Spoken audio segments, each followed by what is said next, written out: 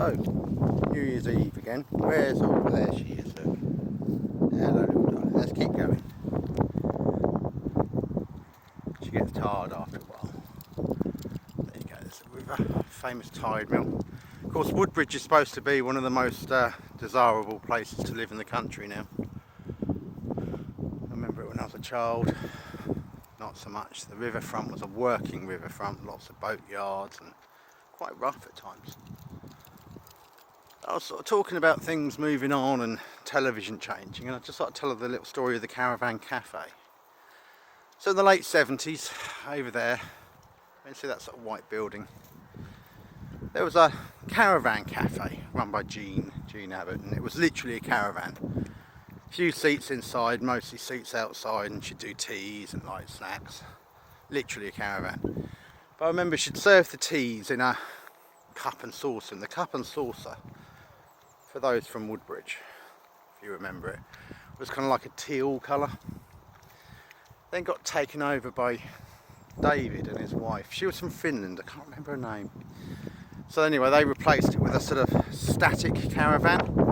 So lots of seats inside, but very much what you'd think of as a greasy spoon. You know, sausage, egg and chips in the fryer, cups of tea. But you'd make the tea in a big old pot and keep it warm and pour it out. And back then it was quite cheap for a cup of tea and nice, lots of sugar in it. And I remember, I'm going back, and that's 30 years, well 35 years ago that kind of started. So it was really nice down there. You could come down here, have a walk, have a really nice hot mug of sweet tea, proper China mug. So he left. Sold. I think he moved to Finland. I should look him up next time I'm over that way. Anyway,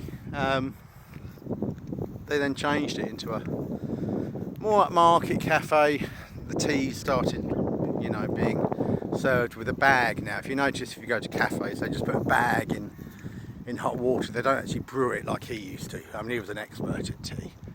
And then it sort of turned from like mugs into just paper mugs, and that failed, and there was a lot of work needed doing on it, and the caravan itself went. And now they've actually purpose built the Caravan Cafe, so it's not the Caravan Cafe anymore, and it's just like a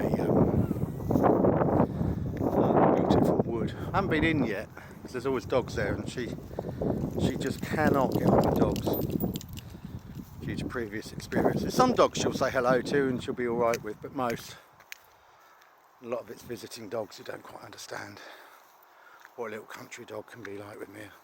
So I sort of turned into that, and it's all a bit kind of quite pricey.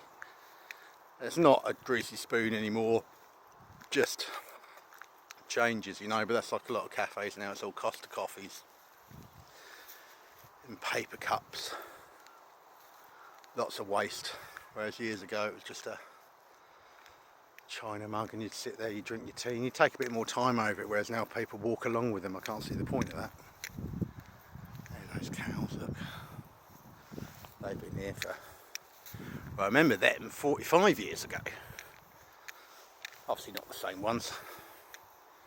Always been used. Of course this has all changed. Yeah, obviously some changes are good, but it's just a little change I've noticed.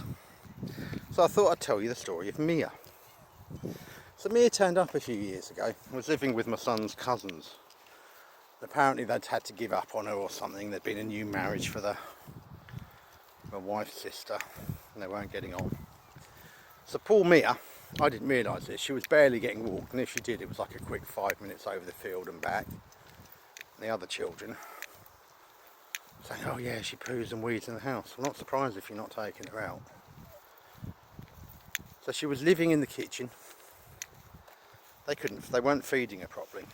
She wasn't getting proper dog food. Just going to pause. There we are, less people. It's getting busy. It's only like 10 to 10. We'll go round by the railway bridge, Mia. So, she was living in their kitchen. Her bed was a cat bed of all things. Quite bizarre. And she was just getting leftover food from plates and forced to beg at a table for food. Come on. So, pretty terrible life, and it turns out, I found out later, she'd been kicked a couple of times, which is why if you look at her back right paw, it limps. Now who did the kicking, I don't know, I suspect the new husband. And that's why anyway. So, we said we'd try for a week. I'd had a dog years ago called Jake who had to have put down, and I was there until his last moments, as you are. Very close to me and that dog were, so it was kind of quite... Didn't want to get close to a dog again because it's quite painful when they have to be passed away, but I was there right to the end for him. Jack Russell, always up for it, even on his last walk before he's put down. He used to like it down here. So anyway, had some adventures with that little dog. So anyway, she turned up. Gosh, she looked very matted, quite unwell, thin, stressed. So I just went, alright Mia, like that. And she just kind of jumped on my lap and sort of settled down and went next to me, which was nice. She say hello to someone. She likes saying hello to people. She's a people dog. So she curled up next to me, started taking her out for walks, and she actually did all right. She liked her walks, liked her grub, and we started putting her on proper dog food. And what I noticed was she would beg. All dogs beg, but she was quite kind of intense. There you go, Mia. We'll go this way. So she was quite intense with her begging. So that was her only source of food, begging for it, because the dog food was either cheap or what have you. Pretty awful. Happy now though. She still has her moments when she remembers it. We've got 2 playful dogs, so I'm going to pause and then come back.